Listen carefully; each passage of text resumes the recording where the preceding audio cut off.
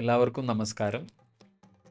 ഇന്ന് നമ്മൾ അടുത്ത ക്ലാസ് അല്ലേ, 41 ദിവസത്തെ ഈ യജ്ഞം, അയ്യനെ അറിയുക എന്ന യജ്ഞത്തിലെ അടുത്ത ക്ലാസ്സിലേക്കാണ് നമ്മളിന്ന് വന്നു ചേർന്നിട്ടുള്ളത്. ഈ സുപ്രഭാതത്തിൽ നിങ്ങൾക്കെല്ലാവർക്കും ഹൃദയത്തിൻ്റെ അടിത്തട്ടിൽ നിന്നും സ്വാഗതം അരുളിക്കൊണ്ട് ഓം വന്ദേ ഗുരുപാദദ്വന്ദ്വം അവാങ്മാനസഗോചരം രക്തശുക്ലപ്രഭാമിശ്രം അതൈർക്യം ത്രൈപുരം മഹാ. ഓം ശ്രീ ഗുരുഭ്യോ നമഃ. ഹരിഹി ഓം. അപ്പം ഇന്നലെ നമ്മൾ മൂലാധാര ചക്രത്തെക്കുറിച്ചും സ്വാധിഷ്ഠാന ചക്രത്തെക്കുറിച്ചുമുള്ള ഒരു വിശകലനമാണ് നടത്തിയിരുന്നത്. അതായത് ശബരിമല തീർത്ഥാടനത്തിൽ നമ്മളുടെ ശരീരത്തിൽ ഉണ്ടാവേണ്ട മാറ്റം, അത് പിന്നീട് നമ്മുടെ മാനസിക തലത്തിലും നമ്മുടെ ചിന്താമണ്ഡലങ്ങളിലും ഉണ്ടാക്കേണ്ട മാറ്റം, അതുവഴി നമ്മുടെ ജീവിതത്തിൽ നമ്മൾക്ക് പുതിയ പുതിയ മാനങ്ങൾ, പുതിയ പുതിയ തലങ്ങൾ, ഉയർന്ന തലങ്ങളിലേക്ക് നമ്മുടെ ജീവിതത്തെ, നമ്മുടെ പ്രകൃതത്തെ നയിക്കുന്ന ഒരു ചൈതന്യമായി നമ്മുടെ കൂടെ എന്നും വസിക്കണം. അതിനു വേണ്ടിയിട്ടാണ് നമ്മൾ എന്താണോ ഋഷീശ്വരന്മാർ ഈ ഒരു ശാസ്താ ചൈതന്യത്തെയും അതിൻ്റെ ഉപാസനാ പദ്ധതിയെയും തീർത്ഥാടന പദ്ധതിയെയും ഒക്കെ അവർ വിഭാവനം ചെയ്തിട്ടുണ്ടായിരുന്നത്, അതേ പാതയിൽ ബഹുഭൂരിപക്ഷം വരുന്ന അയ്യപ്പ ഭക്തരെ ആനയിക്കുക, അല്ലെങ്കിൽ നയിക്കുക, അല്ലെങ്കിൽ അവരുടെ വഴികാട്ടിയാവുക എന്ന ഉദ്ദേശത്തോടു കൂടി നമ്മൾ ഈ ക്ലാസ് 41 ദിവസം ചെയ്യാൻ ഉദ്ദേശിച്ചിട്ടുള്ളത്. അപ്പോൾ ഇന്ന് നമ്മളിവിടെ അടുത്ത ചക്രം, മണിപൂരക ചക്രത്തെക്കുറിച്ചിട്ടാണ് നമ്മൾക്ക് പറയാനുള്ളത്. അപ്പോൾ മണിപൂരക ചക്രം എന്ന് പറഞ്ഞാൽ തന്നെ, മണി എന്നാൽ ആ പദത്തെ ആദ്യം നമ്മൾക്കൊന്ന് എന്താണ് എന്ന് മനസ്സിലാക്കാം. മണി എന്നിവിടെ ഉദ്ദേശിക്കുന്നത് വിലപിടിച്ച രത്നം എന്നുള്ളതാണ്. പുര എന്ന് പറഞ്ഞാൽ ശരിക്കും ഒരു ഭൂവിഭാഗത്തെയോ ഒരു നഗരത്തെയോ ആണ് പ്രധാനമായും ഉദ്ദേശിക്കുന്നത്. അപ്പോൾ നമുക്കറിയാം, ലളിതാ സഹസ്രനാമത്തിലൊക്കെ ത്രിപുര സുന്ദരി, ആ ദേവതയെ വിളിക്കുന്ന 3 ഭൂവിഭാഗത്തിലുള്ള അല്ലെങ്കിൽ ഭൂപ്രദേശം അല്ലെങ്കിൽ 3 തലങ്ങളിൽ വിരാജിക്കുന്ന അധിഷ്ഠാത്രി ദേവത, അതിൻ്റെ ആ തലങ്ങളുടെ അധിഷ്ഠാത്രി. അപ്പോൾ അതുപോലെ തന്നെ നമ്മുടെ ശരീരത്തിൽ മണിപൂരകം എന്ന് പറഞ്ഞാൽ വിലപിടിപ്പുള്ള രത്ന ആകുന്ന ഒരു സ്ഥലവിശേഷം അല്ലെങ്കിൽ ഒരു പ്രദേശം. അപ്പോൾ എന്തുകൊണ്ടാണ് അങ്ങനെ പറയാൻ കാരണമെന്ന് നിങ്ങൾക്ക് എല്ലാവർക്കും അറിയുന്നതാണ്. കാരണം നമ്മുടെ ശരീരത്തിൽ ഉദരഭാഗം, നാഭീഭാഗമാണ് ശരിക്കും നമ്മുടെ സെക്കൻഡ് ബ്രെയിൻ എന്ന് നമ്മൾ വിളിക്കുന്നത്. അതായത് നമ്മൾക്ക് തലച്ചോറ് കഴിഞ്ഞാൽ തൊട്ടടുത്ത തലച്ചോറായിട്ട് ശരിക്കും നമ്മുടെ ഉദരമാണ്. ആധുനിക ശാസ്ത്രം പോലും പറയുന്ന ഒരു ടെർമിനോളജിയാണ് സെക്കൻഡ് ബ്രെയിൻ. അപ്പോൾ എന്താണ് ശബരിമല ക്ഷേത്രത്തിലെ ആ ഒരു തീർത്ഥാടന ക്രമത്തിൽ, തീർത്ഥാടന വഴിയിൽ അല്ലെങ്കിൽ തീർത്ഥാടന പദ്ധതിയിൽ ഈ ഒരു ചക്രത്തെ സ്വാധീനിക്കുന്ന ക്ഷേത്രം ഏതാണ് എന്ന് ചോദിച്ചാൽ നമുക്ക് പറയാനുള്ളത് ആര്യങ്കാവ് ക്ഷേത്രമാണ്. ആര്യങ്കാവ് ക്ഷേത്രത്തിലെ പ്രതിഷ്ഠ ഒരു അയ്യപ്പ ഭക്തൻ്റെ ശരീരത്തിലെ മണിപൂരക ചക്രത്തെ സ്വാധീനിക്കാൻ മാത്രം പാകത്തിൽ അവിടുത്തെ ചൈതന്യം തന്ത്രിവര്യന്മാർ ശാസ്ത്രപ്രകാരം ചെയ്തു വെച്ചിട്ടാണുള്ളത്, അല്ലെങ്കിൽ പ്രതിഷ്ഠിച്ചിട്ടാണുള്ളത്.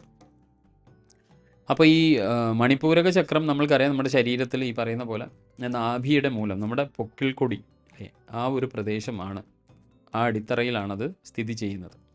നാഡീവ്യൂഹം എങ്ങനെയാണ് ഈ ചക്രത്തിൽ സ്വാധീനിക്കുന്നത് എന്ന് ചോദിച്ചാൽ, മണിപൂരക ചക്രം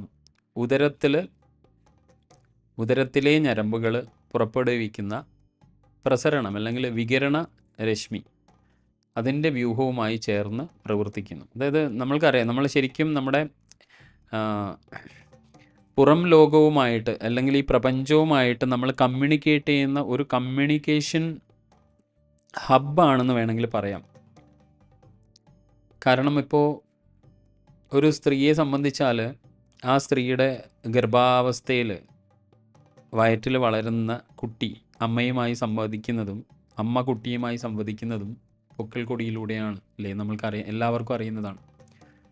ഇനി അതുപോലെ തന്നെ ഈ മണിപൂരക ചക്രത്തിലെ ഗ്രന്ഥി വ്യവസ്ഥ എന്താണ് എന്ന് നോക്കിയാൽ, നമ്മുടെ സ്ഥൂല ശരീരത്തിൽ ഈ മണിപൂരക ചക്രത്തിൽ ഏത് ഗ്രന്ഥികളാണ് ബന്ധപ്പെട്ടിട്ടുള്ളത് എന്ന് ചോദിച്ചാൽ എഡ്രിനാലിനും അതുപോലെ തന്നെ പാൻക്രിയാസുമാണ്.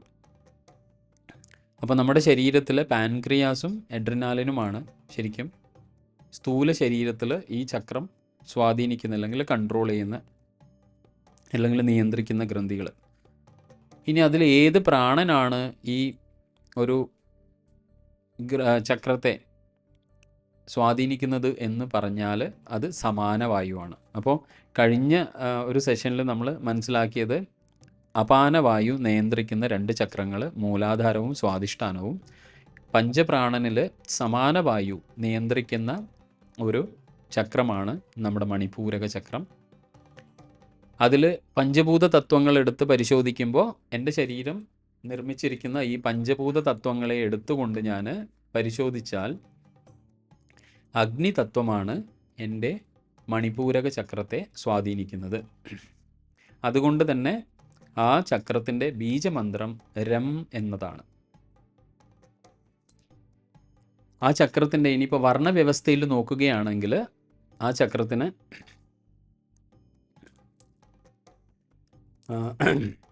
മൂലാധാരത്തിന് നമ്മൾ പറഞ്ഞത് റെഡാണ്, അതായത് ചുവപ്പാണ്. സ്വാധിഷ്ഠാനത്തിൽ നമ്മൾ പറഞ്ഞത് ഓറഞ്ചാണ്. ഇവിടെ നമ്മൾ പറയുന്നത് മഞ്ഞയാണ്, പീതവർണ്ണം, യെല്ലോ. ഇതും കൂടെ നിങ്ങൾ ഓർത്ത് വയ്ക്കണം. എന്താണ് ഇതിൻ്റെ സ്വാധീന ഘടകങ്ങൾ എന്ന് ചോദിച്ചാൽ, മണിപൂരക ചക്രം ശരിക്കും നമ്മുടെ ദഹനത്തെയും ദഹന പ്രക്രിയകളെയും നിയന്ത്രിക്കുന്നു. മണിപൂരക ചക്രത്തിൻ്റെ ഊർജം അല്ലെങ്കിൽ ആ ചൈതന്യം അവിടെ ഊർജിതമാകുമ്പോൾ അഗ്നിവർദ്ധകമായ പിത്തം നമ്മുടെ ബോഡിയിൽ റെഗുലേറ്റ് ചെയ്യപ്പെടും. അതായത് അമിതമായ ഈ പിത്തം ജനറേറ്റ് ചെയ്യുന്ന ഒരു അത് കൂടുതലും നമുക്കറിയാം. നമ്മൾ അമിതമായി ഭക്ഷണം കഴിച്ചു പോയാൽ നമ്മുടെ ശരീരത്തിൽ പിത്തത്തിൻ്റെ അളവ് കൂടും. നമ്മൾക്ക് ഒരു മന്ദത വരുന്നത് എന്താണ്? ഈ പറയുന്ന പിത്തത്തിൻ്റെ ജനറേഷനിലൂടെയാണ് അല്ലേ. നമുക്ക് തലയ്ക്ക് അടിയിട്ടിയ പോലൊക്കെ ഉണ്ടാവും, ഒരു മന്ദതയിൽ എത്തിപ്പോകും നമ്മൾ അമിതമായി ഭക്ഷണം, അമിതമായി എരിവ്, അസിഡിക്ക് ഭക്ഷണമൊക്കെ കഴിച്ചാൽ. അപ്പം ഭക്ഷണത്തിൻ്റെ ഭൗതികമായ ഫിസിക്കൽ ആയ ദഹനം മാത്രമല്ല കേട്ടോ, ഈ ലൗകികമായ ലക്ഷ്യങ്ങൾ നേടുന്നതിനുള്ള നമ്മുടെ ഭൗതികമായ വൈകാരികവുമായ അഗ്നിയെ കൂടി ജ്വലിപ്പിക്കാൻ വേണ്ടിയിട്ട് ഇത് ശക്തിയേകും. അതായത് നമ്മുടെ ഇൻസ്റ്റിങ്ക്റ്റ് ഫയർ എന്ന് പറയും. നമ്മളുടെ ഈ ഭൗതികമായ ജീവിതത്തിൽ ഭൗതികമായ നേട്ടങ്ങൾ കൈവരിക്കാൻ വേണ്ടിയിട്ട് നമ്മൾക്ക് എന്ത് വേണം? അല്ലെങ്കിൽ ലൗകികമായ ലക്ഷ്യങ്ങൾ നേടാൻ വേണ്ടിയിട്ട് നമ്മൾക്കൊരു ഫയർ, ഒരു ഉള്ളിൽ ഒരു ഇൻസ്റ്റിങ്ക്റ്റ് ഉണ്ടാവണം നമുക്ക്. ആ ഇൻസ്റ്റിങ്ക്റ്റ് ഭൗതികമായ ഇൻ്റലക്ച്വലായ ഇൻ്റലക്ച്വലായ ഫയർ, ഭൗതികപരമായ ഒരു അഗ്നി അല്ലേ. നമ്മുടെ ഉള്ളിൽ ഒരുപാട് അഗ്നിതത്വങ്ങളുണ്ട്. അഗ്നിതത്വങ്ങൾ വെറും ഡൈജസ്റ്റീവ് ഫയർ മാത്രമല്ല, ആഗ്രഹങ്ങൾ നേടുന്നതിനുള്ള ഒരു അഗ്നി. അപ്പോൾ ഈ അഗ്നിതത്വം ഇപ്പം ഭക്ഷണത്തിൻ്റെ കേസ് എടുത്ത് നോക്കിയാൽ, അല്ലെങ്കിൽ ഭക്ഷണത്തിൻ്റെ കാര്യം എടുത്ത് നോക്കിയാൽ, ഭക്ഷണം നമ്മൾ ആമാശയത്തിലേക്ക് എത്തിക്കഴിഞ്ഞാൽ അവിടെയുള്ള ആ അഗ്നിതത്വമാണ് അതിനെ ദഹിപ്പിക്കുന്നത്. ആ ദഹന വ്യവസ്ഥ അല്ലെങ്കിൽ ആ ദഹന പ്രക്രിയ ഈ പറയുന്ന അഗ്നിതത്വം കുടികൊള്ളുന്ന പഞ്ചഭൂതങ്ങളിൽ അഗ്നിതത്വം കുടികൊള്ളുന്ന 4 പഞ്ചപ്രാണനിൽ സമാനവായുവിൻ്റെ സ്വാധീനത്താൽ ഈ പറയുന്ന ഭൗതികമായ ഭക്ഷണ വസ്തുക്കൾ ദഹിപ്പിക്കുന്നതിനോടൊപ്പം ഭൗതികമായതും ഇമോഷണൽ വൈകാരികമായ ആ ഫയറും കൂടെ ജ്വലിപ്പിക്കാൻ ശക്തി നൽകുന്നത് ഈ ചക്രമാണ്. ഈ ചക്രം ദഹനത്തിൻ്റെയും അതുപോലെ തന്നെ ആഗിരണത്തിൻ്റെയും, കാരണം ഭക്ഷണം ദഹിപ്പിച്ച് കഴിഞ്ഞാൽ ആ ഭക്ഷണത്തിൽ അടങ്ങിയ ന്യൂട്രിയൻസ്, ഫൈബേഴ്സ് ഒക്കെ, മിനറൽസ്, വൈറ്റമിൻസ് ഒക്കെ നമ്മൾക്ക് എബ്സോർബ് ചെയ്യാനുള്ള ആ ഒരു എനർജി, ശരീരത്തിൻ്റെ ആ ഒരു ശക്തി, ഈ ശക്തിയെയാണ് അഗ്നി എന്താ പറയുക റെപ്രസെൻ്റ് ചെയ്യുന്നത്, അഗ്നിതത്വം റെപ്രസെൻ്റ് ചെയ്യുന്നത്. അപ്പോൾ ഈ ക്രമീകരണം, ഭക്ഷണം ദഹിപ്പിക്കുക, അത് ആഗിരണം ചെയ്യുക, അതുപോലെ തന്നെ ഇൻ്റലക്ച്വൽ ആൻഡ് ഇമോഷണൽ ലെവലിലുള്ള ഫയേഴ്സും കൂടെ അത് കൺട്രോൾ ചെയ്യുക, അത് സ്റ്റെബിലൈസ് ചെയ്ത് നിർത്തുക, അതിനെ പരിപൂർണമായി നിയന്ത്രിച്ച് നിർത്തുക, ഇതൊക്കെ ഈ ചക്രത്തിൻ്റെ പ്രത്യേകതയാണ്. അപ്പോൾ പലപ്പോഴും ഈ ചക്രത്തിൽ ഊർജിതമായിരിക്കുന്ന ആൾക്കാർ, ഈ ചക്രത്തിലെ ചൈതന്യം ഊർജിതരായവർക്ക് വളരെ ഉത്സാഹം, തീവ്രമായ ഉത്കർഷ, അങ്ങനെയുള്ളൊരു പേഴ്സണാലിറ്റി ആയിരിക്കും അവർ. അപ്പോൾ ഈ ചക്രം ശരിക്കും പറഞ്ഞാൽ നമ്മുടെ ഒരു കമ്മ്യൂണിക്കേറ്റീവ് സ്കില്ല്, ശരിക്കും നമ്മൾ ബാഹ്യ ലോകവുമായിട്ട് ഒരു റിലേഷൻഷിപ്പ് എന്നൊക്കെ വേണമെങ്കിൽ പറയാം, റിലേഷൻഷിപ്പ് സർക്കിൾ എന്നൊക്കെ നമുക്ക് വേണമെങ്കിൽ ഈ സർക്കിളിനെ വിളിക്കാം. നമ്മളുടെ ജീവിതത്തിൽ നമ്മളുടെ സുഹൃത്ത് വലയങ്ങൾ അത് മെയിൻറ്റെയിൻ ചെയ്യാനുള്ള നമ്മൾക്ക് ഉള്ള കഴിവ് ഒക്കെ ജനറേറ്റ് ചെയ്യുന്നത് നമ്മുടെ ഈ മണിപൂരകമാണ്. മണിപൂരക ചക്രം ആക്ടിവേറ്റ് ആയ ഒരാൾക്ക് നല്ല സുഹൃത്ത് വലയങ്ങൾ ഉണ്ടാവും, നല്ല ഒരു റിലേഷൻഷിപ്പ് സർക്കിൾസ് അയാൾക്കുണ്ടാവും. അപ്പോൾ അതെന്തുകൊണ്ടാണ്? അയാളുടെ ജീവിതത്തിൽ ഈ ചൈതന്യം വളരെ ഉണർന്നിട്ടാണ് ഇരിക്കുന്നത്. അപ്പോൾ ക്ഷേത്രങ്ങളെ സംബന്ധിച്ചിട്ട് പറയുകയാണെങ്കിൽ മണിപൂരക ചക്രത്തിന് ഊർജം കൊള്ളുന്ന അല്ലെങ്കിൽ ഊർജം ഉയർത്തിക്കൊണ്ടുവരുന്ന ക്ഷേത്രങ്ങൾ ഭക്തന്മാർക്ക് പ്രവൃത്തി മാർഗത്തിൽ ലൗകികമായ മോഹങ്ങൾ നിറവേറ്റി ഭൗതികമായ ലക്ഷ്യങ്ങൾ കൈവരിക്കുന്നതിനുള്ള അഗ്നി സജ്ജീകരണം, അഗ്നി തത്വത്തിൻ്റെ ഊർജ്ജസ്വലതയാണ് ഉറപ്പാക്കുക അല്ലെങ്കിൽ ഒരുക്കി വയ്ക്കുക. ഇത്തരം ക്ഷേത്രങ്ങൾ അഗ്നിയുടെ മൂലധാതു ആയിരിക്കും അവിടുത്തെ ശക്തി. ആധ്യാത്മിക മാർഗങ്ങളിൽ സഞ്ചരിക്കുന്നവർക്ക് മണിപൂരക ചക്രം പരിത്യാഗത്തിൻ്റെ പാതയാണ്. അപ്പോൾ ഇവിടെ ഇങ്ങനെ നോക്കുന്നുണ്ടെങ്കിൽ ആസാമിലെ ഗുവാഹട്ടിയിലുള്ള ഉമാനന്ദ ക്ഷേത്രം ഈ ചക്രത്തിൻ്റെയൊക്കെ ഒരു അലൗകികമായ ഭാവം അവിടെയൊക്കെ നമുക്ക് ദർശിക്കാനാവും എന്നാണ് ഇവിടെയൊക്കെ സന്ദർശിച്ച ഈ വഴിയിലുള്ള എന്താ പറയുക യോഗികളൊക്കെ സമർത്ഥിച്ചിട്ടുള്ളത്. അപ്പോൾ ഇങ്ങനെ ഒരുപാട് ക്ഷേത്രങ്ങൾ ഈ ഒരു എനർജി, മണിപൂരകത്തിലെ എനർജി ആക്ടിവേറ്റ് ചെയ്യാൻ വേണ്ടി മാത്രം ചൈതന്യം ഒരുക്കി വെച്ചിട്ടുണ്ട്. അപ്പോൾ ഇതാണ് നമ്മൾക്ക് മണിപൂരകമായിട്ട് പറയാനുള്ളത്. കാരണം മണിപൂരകം വളരെ ഒരു മനുഷ്യൻ്റെ ജീവിതത്തെ സംബന്ധിച്ച് അയാൾക്ക് ഈ പ്രപഞ്ചവുമായിട്ടുള്ള ഒരു റിലേറ്റിവിറ്റി, ഒരു ബന്ധം, നമ്മൾക്കറിയാലോ ബന്ധം എന്ന് പറയുമ്പോൾ തന്നെ ഒരു കുഞ്ഞ് അമ്മയുമായി ബന്ധപ്പെട്ടിരിക്കുന്നത് പുക്കിൾക്കൊടി ബന്ധമാണ് അല്ലേ. ഏറ്റവും വലിയ ബന്ധം ഈ ഭൂമിയിലത് പറയുന്നത് അമ്മയും കുഞ്ഞുമായിട്ടുള്ള ബന്ധമാണ്. ആ ബന്ധത്തിൻ്റെ കാതൽ ഏതാണെന്ന് ചോദിച്ചാൽ ഈ പറയുന്ന പൊക്കിൾക്കൊടി എന്ന കാതലാണ്. അപ്പോൾ ആ പൊക്കിൾക്കൊടി എന്ന് പറയുന്നതാണ് നമ്മൾ ഈ സംസാരിച്ചുകൊണ്ടിരിക്കുന്ന മണിപൂരകം. അപ്പോൾ എത്രത്തോളം നമ്മൾക്ക് ബന്ധങ്ങൾ ഈ ലോകത്ത്, ഈ ജീവിതത്തിൽ ആവശ്യമാണോ, ആ ബന്ധങ്ങൾ നിലനിർത്താൻ വേണ്ട ചൈതന്യം നമ്മൾ സ്വീകരിക്കേണ്ടത് മണിപൂരകത്തിലാണ്. അതായത് നിങ്ങൾ നല്ല ഒരു ഗൃഹസ്ഥനായി, ഒരു കുടുംബസ്ഥനായി അല്ലെങ്കിൽ ഒരു കുടുംബസ്ഥയായി ജീവിതം മുൻപോട്ട് കൊണ്ടുപോകാൻ ആഗ്രഹിക്കുന്നുണ്ടെങ്കിൽ നമ്മളിൽ ഏറ്റവും അധികം നമ്മൾക്ക് ആവശ്യമുള്ള ഒരു ചൈതന്യമാണ് മണിപൂരക ചക്രത്തിലെ ചൈതന്യം. ഇതിൻ്റെ ബീജശബ്ദം പറഞ്ഞു രം ആണ്, അഗ്നിബീജമാണ്. അപ്പം നമ്മൾ 3 ചക്രങ്ങൾ നമ്മളിപ്പോൾ പരിശോധിച്ചു കഴിഞ്ഞ 2 ക്ലാസ്സുകളിലായിട്ട്. അതെന്തൊക്കെയാണ്? മൂലാധാര ചക്രം, അതിൻ്റെ മന്ത്രം ലം എന്നാണ്. സ്വാധിഷ്ഠാന ചക്രം, അതിൻ്റെ മന്ത്രം വം എന്നാണ്. അതുപോലെ തന്നെ മണിപൂരക ചക്രം, അതിൻ്റെ മന്ത്രം രം എന്നാണ്. അപ്പം 3 ബീജമന്ത്രങ്ങൾ നമ്മൾ ഇതിനോടകം മനസ്സിലാക്കി കഴിഞ്ഞു.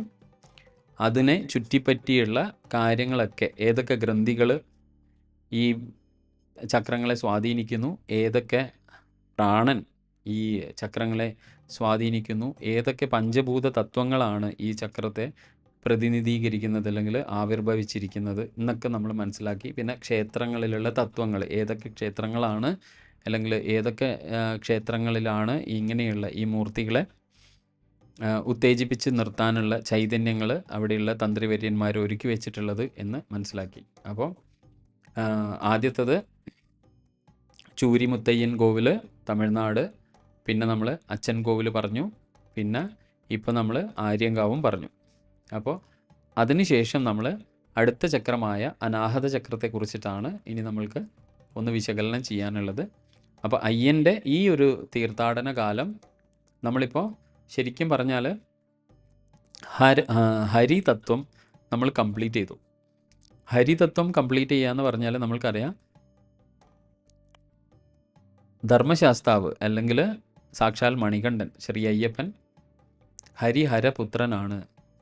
അപ്പോൾ ഒരു യോഗ ദർശനത്തിൽ ചിന്തിച്ചാൽ നമ്മളുടെ ശരീരത്തിലെ ആദ്യത്തെ 3 ചക്രങ്ങളാണ് ഹരിതത്വം, വിഷ്ണു തത്വം. അത് മൂലാധാരം, സ്വാധിഷ്ഠാനം, മണിപൂരകം.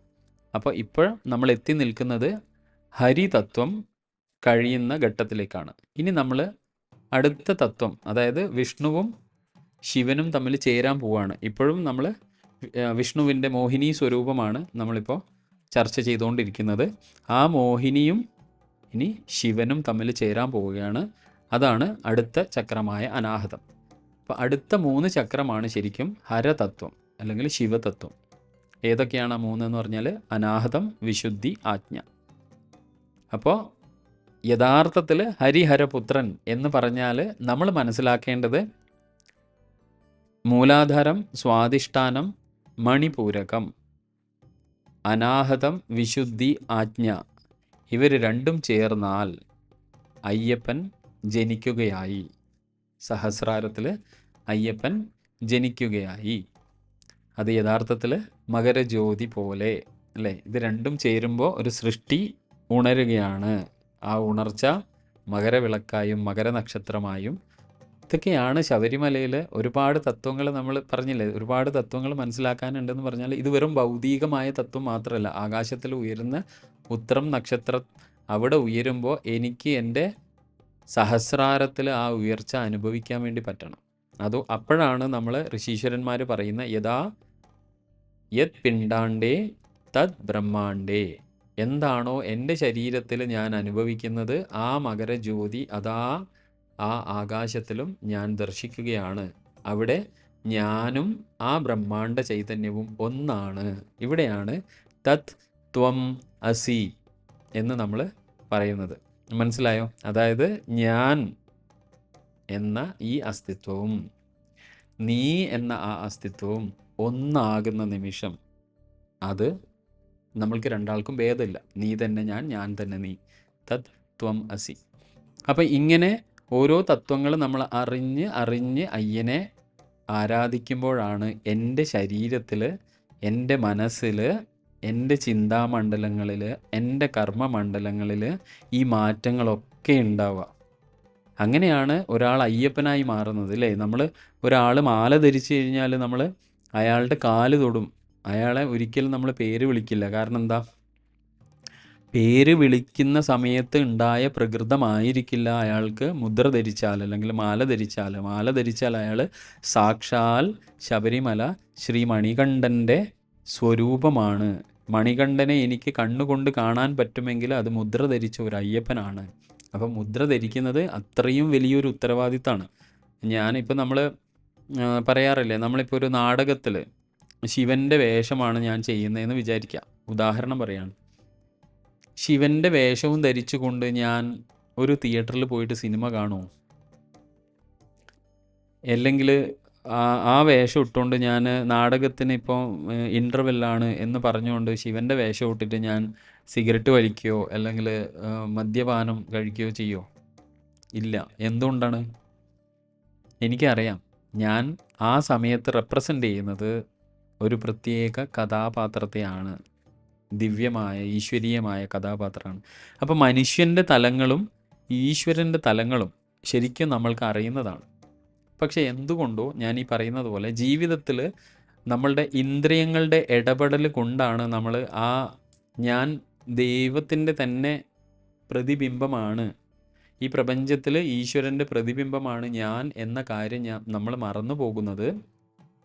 ഈ പറയുന്ന പോലെ ആ ബോധമാകുന്ന ഗണപതി ചൈതന്യം ഉറങ്ങിക്കിടക്കുന്നത് കൊണ്ടാണ്. എൻ്റെ ഉള്ളിലുള്ള ഗണപതി ചൈതന്യത്തെ ഉണർത്തിയാൽ പിന്നെ എൻ്റെ ജീവചൈതന്യം ഈ പറയുന്ന 6 തത്വങ്ങളിലൂടെ കടന്ന് സഹസ്രാരത്തിലെത്തുമ്പോൾ ഞാൻ അയ്യപ്പൻ തന്നെയായി അല്ലേ? അതുകൊണ്ടാണ് ശബരിമല തീർത്ഥാടനത്തിൽ ഗണപതി എവിടെ ഇരിക്കുന്നത് നോക്കൂ. എവിടെ ഇരിക്കണേ? ഗണപതി ഇരിക്കുന്നത് താഴെ അല്ലേ? അവിടുന്ന് നമ്മൾ ഗണപതിക്ക് തേങ്ങയും ഉടച്ച് അയ്യപ്പനാവാൻ ഞാൻ പോവുകയാണെന്നുള്ള ബോധത്തിലാണ് നമ്മൾ നീലിമല ചവിട്ടുന്നത്. അപ്പോൾ ഇങ്ങനെയാണ് ശബരിമല തീർത്ഥാടനം നമ്മൾ മനസ്സിലാക്കേണ്ടത്. അപ്പം പറഞ്ഞു വന്നത് ഇനി അടുത്ത നമ്മൾ ഹരതത്വത്തിലേക്കാണ്. ഹരതത്വത്തിലെ ആദ്യത്തെ ചക്രം അനാഹത ചക്രം, ആ അനാഹത ചക്രത്തിൽ നമ്മൾ ശരിക്കും അനാഹതം, ഹൃദയം എന്ന് പറഞ്ഞാൽ ശരിക്കും നേരിട്ടുള്ള അറിവിൻ്റെ കേന്ദ്രമാണ്. യഥാർത്ഥ അറിവിൻ്റെ കേന്ദ്രമാണ് ശരിക്കും അനാഹതം. ഹൃദയചക്രം, ആ ചക്രത്തെ ശബരിമല തീർത്ഥാടന വഴിയിൽ കുളത്തൂപ്പുഴ ക്ഷേത്രമാണ് സ്വാധീനിക്കുന്നത്. അവിടെ ചെന്നാൽ ആ മാലയിട്ട കാലയളവിൽ നിങ്ങൾക്ക് നിങ്ങളുടെ ആ അനാഹത ചക്രത്തിൻ്റെ ചൈതന്യം വളരെ ഉണർന്ന ഒരു അവസ്ഥയിലേക്ക് നമ്മൾക്ക് എത്തിപ്പെടാൻ വേണ്ടി പറ്റും. അപ്പോൾ അനാഹതം എന്ന പദം നമ്മൾക്ക് ഒന്ന് വിശകലനം ചെയ്ത് നോക്കിയാൽ ഹനിക്കപ്പെടാത്തതിനെയാണ് നമ്മൾ അനാഹതം എന്ന് പറയുക. ആ കൃത്രിമമായ ശബ്ദം, അതായത് രണ്ട് വസ്തുക്കൾ തമ്മിൽ കൂട്ടിമുട്ടുമ്പോഴുണ്ടാകുന്ന അല്ലെങ്കിൽ ഉണ്ടാകാതെ പോകുന്ന ഒരു ശബ്ദം, ഒരു നമ്മൾ പറയില്ലേ കേൾക്കാത്ത ശബ്ദം എന്നറിയില്ലേ, അതാണ് ശരിക്കും അനാഹതം. ഈ ചക്രത്തിൻ്റെ സ്ഥാനം നമ്മുടെ ശരീരത്തിൽ എവിടെയാണെന്ന് ചോദിച്ചാൽ നമ്മുടെ ഹൃദയചക്രത്തിലാണ്. ഹൃദയഭാഗം, ഹൃദയം ശരിക്കും കുറച്ച് ഇടത്തോട്ടാണ് എന്നെങ്കിലും നമ്മൾ സോളാർ പ്ലെക്സസിന് കുറച്ച് മുകളിലായിട്ടുള്ള, അപ്പോൾ ഇത് ഹൃദയഭാഗത്ത് സ്ഥിതി ചെയ്യുന്നു. അപ്പോൾ നാഡീവ്യൂഹം എങ്ങനെയാണ് ഈ അനാഹത ചക്രവുമായിട്ട് ബന്ധപ്പെട്ടിട്ടുള്ളതെന്ന് ചോദിച്ചാൽ അനാഹത ചക്രം ഹൃദയനാഡീ വ്യൂഹങ്ങൾക്ക് സദൃശ്യമായിട്ടാണ്, ശരിക്കും ഹൃദയത്തിലെ നാഡീവ്യൂഹങ്ങൾക്ക് സദൃശ്യമായിട്ടാണ് ആ നാഡീവ്യൂഹം അവിടെ ആ ചക്രത്തിൻ്റെ സ്വാധീനത്താൽ പ്രവർത്തിക്കുന്നത്. ഗ്രന്ഥി തലാമസ് അല്ലെങ്കിൽ തൈമസ് ആണ് അവിടെ ഗ്രന്ഥി നമ്മുടെ സ്ഥൂല ശരീരത്തിൽ ബന്ധപ്പെട്ടിട്ടുള്ളത്. ഇനി ഏതാണ് പഞ്ചപ്രാണൻ എന്ന് പറഞ്ഞാൽ വ്യാനവായു. വ്യാനവായു എന്ന് പറഞ്ഞാൽ വ്യാനൻ, വ്യാപിക്കുന്നത് എന്നുള്ള അർത്ഥമാണ്. ശരീരം മുഴുവനും വ്യാപിക്കുന്ന ഒരു പ്രാണനാണ്, അല്ലെങ്കിൽ ഒരു പ്രാണശക്തിയാണ് വ്യാനവായു.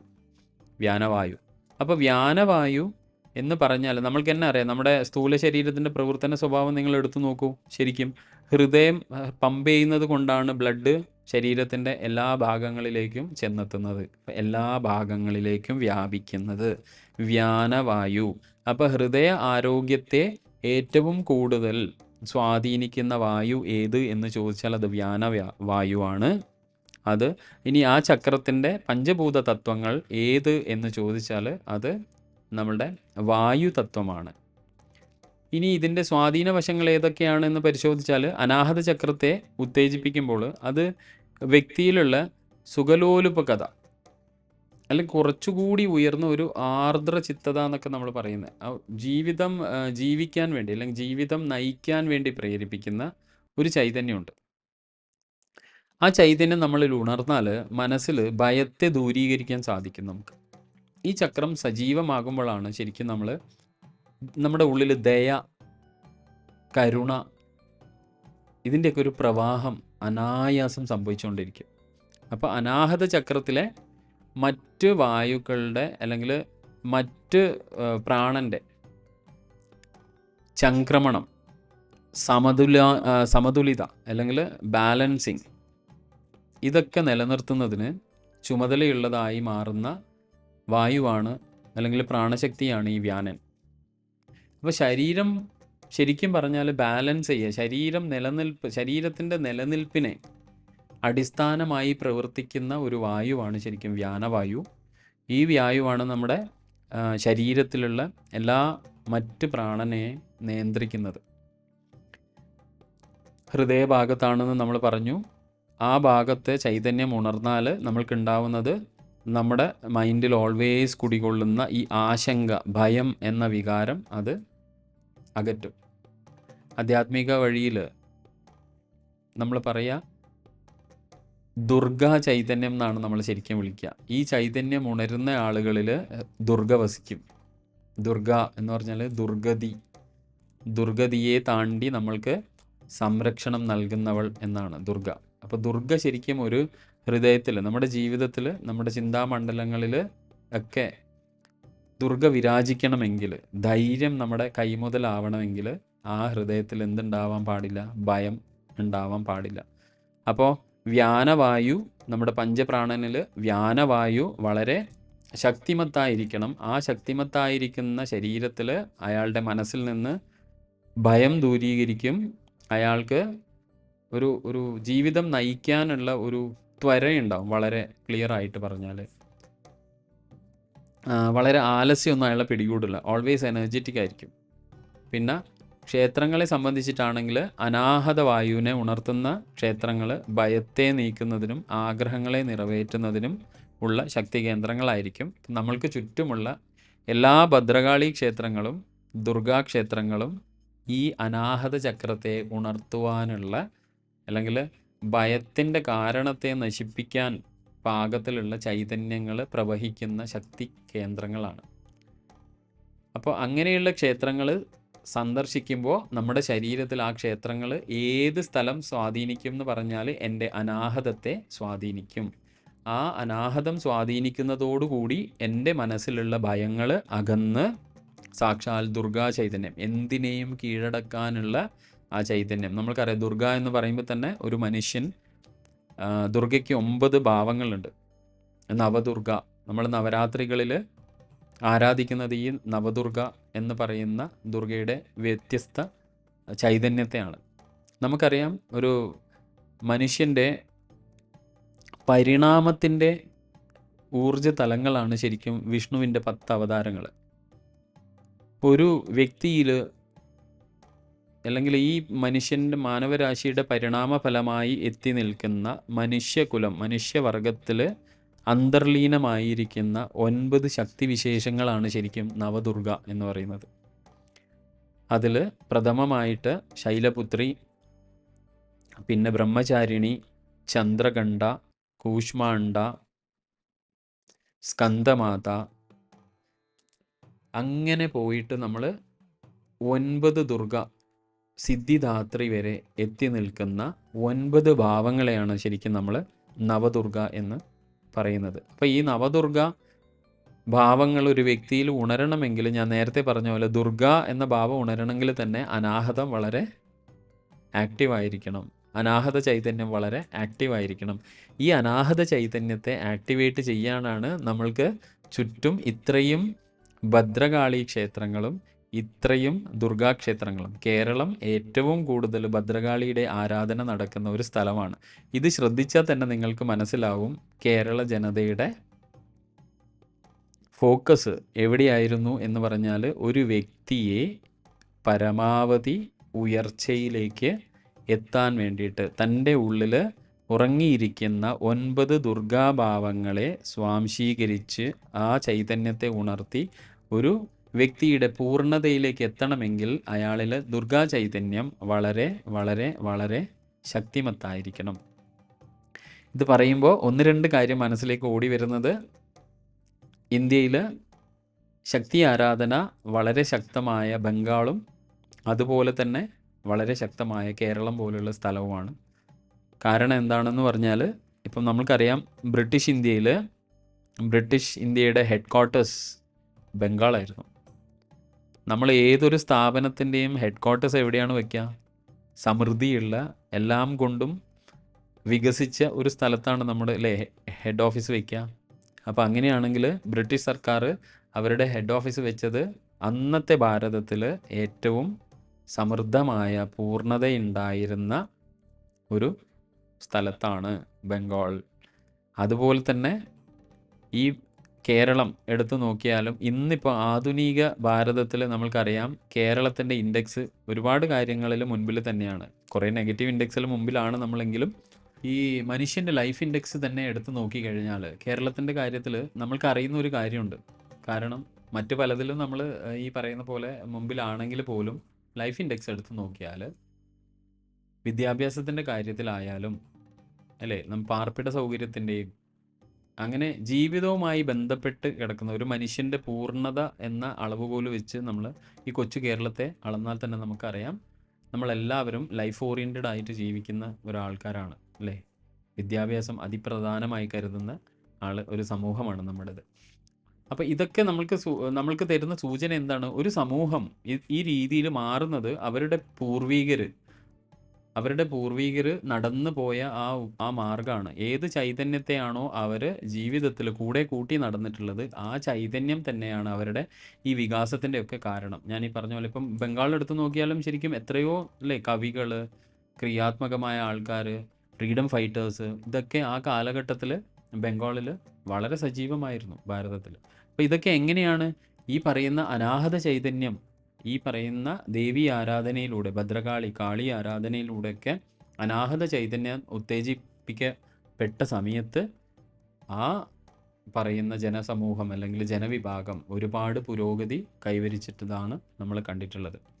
അപ്പോൾ അനാഹത വായുവിനെ ഉണർത്തുന്ന അമ്പലങ്ങളാണ് നമ്മൾ ശബരിമല തീർത്ഥാടനത്തിൽ ഈ പറയുന്ന കുളത്തൂപ്പുഴ, അതുപോലെ സാധാരണ ജനങ്ങളാണെങ്കിൽ ഭദ്രകാളി ക്ഷേത്രങ്ങൾ, കാളി ക്ഷേത്രങ്ങൾ, അതുപോലെ തന്നെ പല ക്ഷേത്രങ്ങൾ ഈ പറയുന്ന അവസ്ഥയിൽ നമ്മുടെ അനാഹത ചക്രത്തെ വളരെയേറെ സ്വാധീനിക്കുന്ന സ്ഥിതിവിശേഷമാണ് നമ്മൾ ശബരിമലയിലും ഈ ഉപാസന കാലഘട്ടത്തിൽ ഈ പറയുന്ന ക്ഷേത്രങ്ങളൊക്കെ നമ്മൾ കുളത്തൂപ്പുഴ എന്തായാലും സന്ദർശിക്കേണ്ടതാണ്. കാരണം ആ ഒരു കാലഘട്ടം, ശബരിമല തീർത്ഥാടനം എന്ന കാലഘട്ടം കൃത്യമായ ലക്ഷ്യബോധത്തോടു കൂടി തന്നെയാണ് നമ്മൾ അനുഷ്ഠിക്കേണ്ടത്. അതിൻ്റെ വ്രതാചാരങ്ങളായാലും മാല ധരിച്ചിട്ടുള്ള നമ്മുടെ ജീവിതക്രമമായാലും ഇതൊക്കെ വളരെ വൃത്തിയോടുകൂടി, വൃത്തി എന്ന് ഉദ്ദേശിക്കുന്നത് ആചാരങ്ങളിലെ വൃത്തിയാണ്. കാരണം മനസ്സുകൊണ്ട് മുദ്ര ധരിക്കുന്ന അന്ന് മുതൽ ഞാൻ മനസ്സിലാക്കണം ശരിക്കും ധർമ്മശാസ്ത്ര ചൈതന്യം എന്താണ്,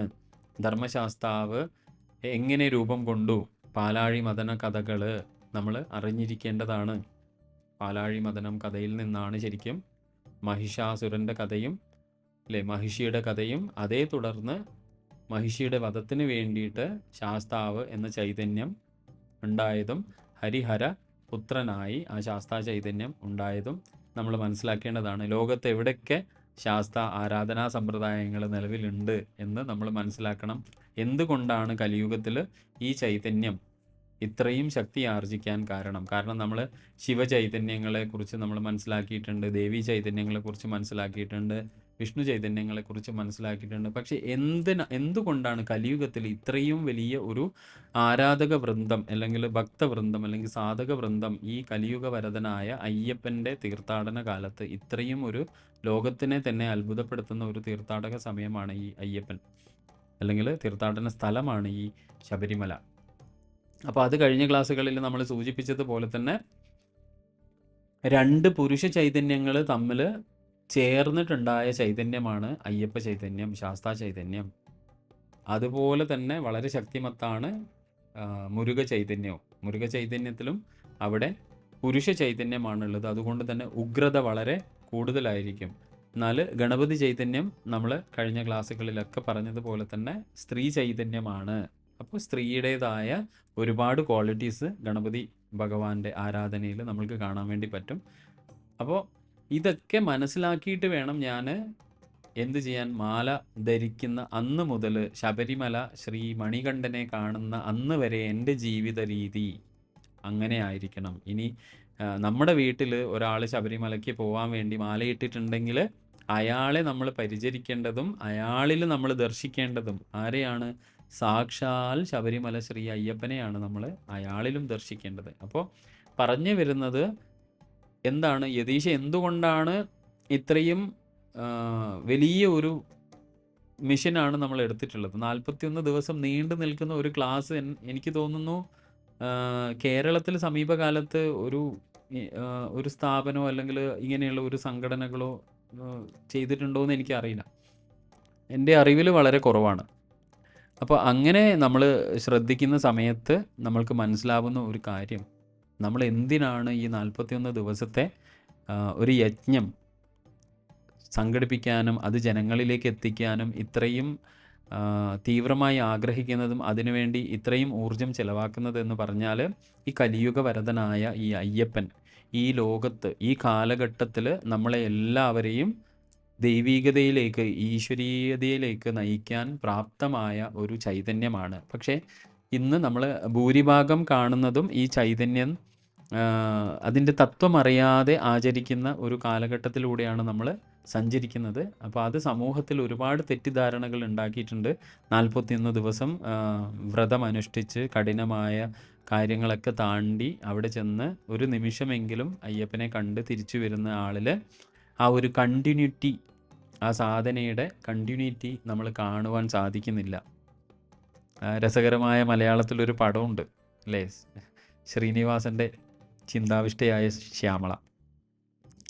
അതിൽ ഈ പറയുന്ന പോലെ തന്നെ ശ്രീനിവാസൻ മലയ്ക്ക് പോയി വന്നിട്ട് വീണ്ടും മാലയൂരാതെ സ്വാമിയായി ജീവിക്കുന്ന ഒരു കഥാതന്തുവാണ് അതിനെ. പക്ഷേ അവിടെയും നമ്മൾ ദർശിക്കുന്നത് എന്താണ്? അവിടെ ഉത്തരവാദിത്വത്തിൽ നിന്ന് ഒളിച്ചോടുവാൻ വേണ്ടിയിട്ടാണ് ശ്രീനിവാസൻ അങ്ങനെ ആയത്. അതുപോലെ ഇന്ന് സമൂഹം ഉത്തരവാദിത്ത ബോധമില്ലാതെയാണ് ശബരിമല തീർത്ഥാടനം നടത്തിക്കൊണ്ടിരിക്കുന്നത്. ഞാൻ പറയുന്നത് ഭൂരിഭാഗം ആളുകളുടെ കാര്യമാണ്. എപ്പോഴും വളരെ ആത്മാർത്ഥമായതും സത്യസന്ധമായതുമായ എത്രയോ ഗുരുസ്വാമിമാരും എത്രയോ അയ്യപ്പ സ്വാമിമാരും ഇന്ന് ശബരിമലയിൽ പോകുന്നുണ്ട്. അവരെ ഒന്നും മറന്നുകൊണ്ടല്ല, അവരോടുള്ള എല്ലാ ബഹുമാനവും എല്ലാ ആദരവും സമർപ്പിച്ചുകൊണ്ട് തന്നെ പറയുന്നത്, സങ്കടകരമായി ഭൂരിപക്ഷത്തിൽ കാണുന്ന ഈ നിസ്സംഗത, ഈ ഒരു നിഷ്ക്രിയത്വം, അയ്യപ്പനോടുള്ള ഈ ഒരു ഭാവം മാറേണ്ടതാണ്. നമ്മൾക്ക് സമൂഹത്തിലായാലും നമ്മൾ അയ്യപ്പ ഭക്തരെ കാണേണ്ടത് യഥാർത്ഥ അയ്യപ്പൻ്റെ പ്രതിപുരുഷന്മാരായിട്ട് തന്നെയാണ്. പക്ഷെ ജീവിതം 41 ദിവസം മാത്രമല്ല ഞാൻ അയ്യപ്പനായി ജീവിക്കേണ്ടത്. എൻ്റെ ജീവിതചര്യയിൽ ആ മുഴുവൻ സമയത്തും ശേഷിക്കുന്ന സമയം ഞാൻ ശരിക്കും അയ്യപ്പൻ ആയിട്ട് തന്നെ, എൻ്റെ മനസ്സിൻ്റെ തലം ശാസ്താവിൻ്റെ തലം ആയി തന്നെ. കാരണം ശാസ്താവ് ധർമ്മശാസ്താവാണ്, ധർമ്മം പാലിക്കുന്നവരാണ്. ധർമ്മം എൻ്റെ ജീവിതത്തിൽ പാലിക്കുന്ന അവസ്ഥയിലേക്കാണ് ഞാൻ എന്നെ തന്നെ കൊണ്ടുപോവേണ്ടത്. അതെന്തുകൊണ്ടാണ്?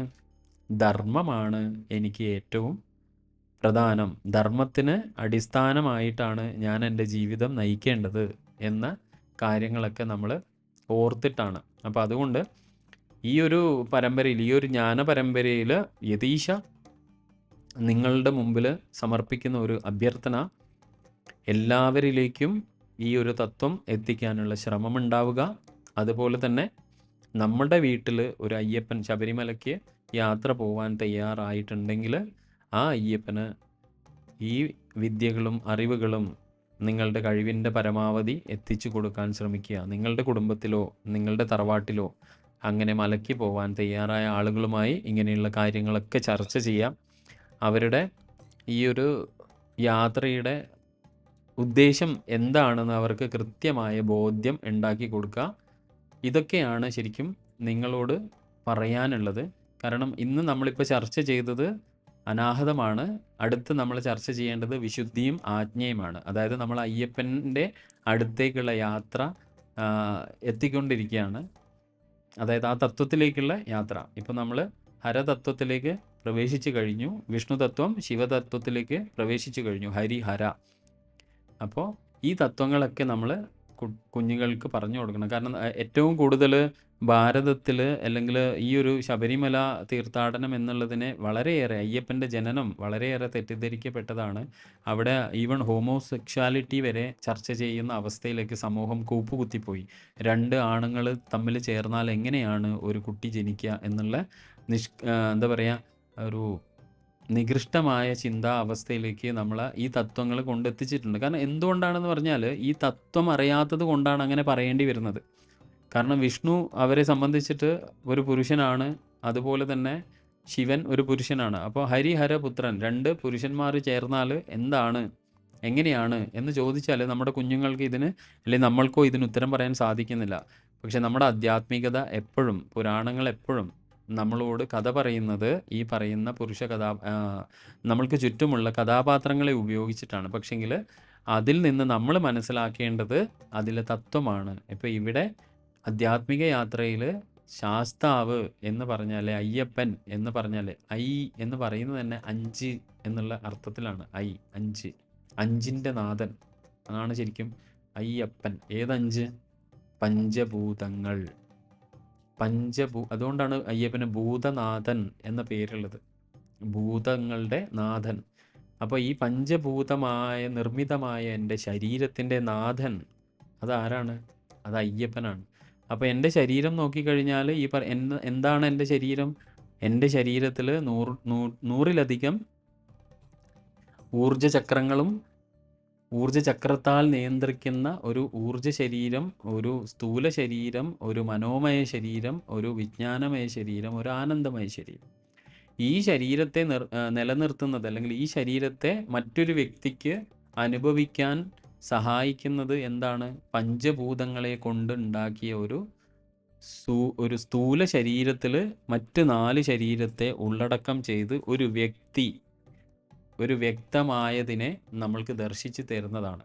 അപ്പോൾ ഇങ്ങനെ നമ്മൾ ഇതിനെ മനസ്സിലാക്കി കൊടുത്തുകൊണ്ട് വേണം ഓരോ തീർത്ഥാടകനെയും നമ്മൾ ശബരിമലയിലേക്ക് പറഞ്ഞയക്കാൻ. അപ്പോൾ തന്നെ ആ സന്നിധാനം ശരിക്കും പവിത്രമായ ചിന്തകളുമായി അയ്യപ്പനെ സമീപിക്കുന്ന ഇത്രയും ലക്ഷോപലക്ഷം ജനങ്ങൾ എത്തിച്ചേരുന്ന ഒരു പവിത്രമായ സ്ഥലമായി മാറും. ഇന്നത് പവിത്രതയ്ക്ക് കുറവുണ്ട് എന്നല്ല, അതിൻ്റെ ശക്തി 10 മടങ്ങ് വർദ്ധിക്കും. അപ്പോൾ വരുന്ന ക്ലാസ്സുകളിലും നമ്മൾ ഇതേപോലെ തന്നെ ശാസ്ത്രീയമായി യോഗശാസ്ത്രപരമായി ഈ ആചാരത്തെ മനസ്സിലാക്കി അയ്യപ്പനെ മനസ്സിലാക്കി കൊണ്ട് മുന്നോട്ട് പോവും. എല്ലാവർക്കും ഈ ക്ലാസ്സിൽ ഇത്ര പുലർച്ചെ നിങ്ങൾ എഴുന്നേറ്റ് ഇതൊക്കെ കേൾക്കാൻ കാണിക്കുന്ന സന്മനസ്സിന് അയ്യപ്പൻ തീർച്ചയായും നിങ്ങളെ അനുഗ്രഹിക്കും. നിങ്ങളുടെയും നിങ്ങളുടെ കുടുംബത്തിനും അതിൻ്റേതായ മാറ്റങ്ങൾ എന്ത് തന്നെ ആയാലും ദർശിക്കാൻ പറ്റും. ഇതിനൊക്കെയുള്ള ഒരു കാണിക്കയായി ഇത് പരമാവധി ആളുകളിലേക്ക് നിങ്ങൾ എത്തിക്കാനുള്ള ശ്രമം കൂടെ ചെയ്യുക. ഈ അറിവ് അയ്യപ്പനായി വന്ന് ഞാനിതൊക്കെ നിങ്ങളുടെ അടുത്ത് പറയുന്നുണ്ടെങ്കിലും ഞാൻ വെറും ഒരു ഉപകരണം മാത്രമാണ്. എന്നെക്കൊണ്ട് സാക്ഷാൽ ധർമ്മശാസ്താവ് തന്നെയാണ് ഇതൊക്കെ ചെയ്യിക്കുന്നത്. അപ്പോൾ അതുകൊണ്ട് ആ ശാസ്താവിനുള്ള ഒരു കാണിക്കയായി ഈ ഒരു അറിവ് പരമാവധി ആളുകളിലേക്ക് എത്തിക്കാൻ വേണ്ട കാര്യങ്ങളും കൂടെ നിങ്ങളുടെ ഭാഗത്തുനിന്ന് ചെയ്യുക. നന്ദി, നമസ്കാരം. സ്വാമിയേ ശരണമയ്യപ്പ.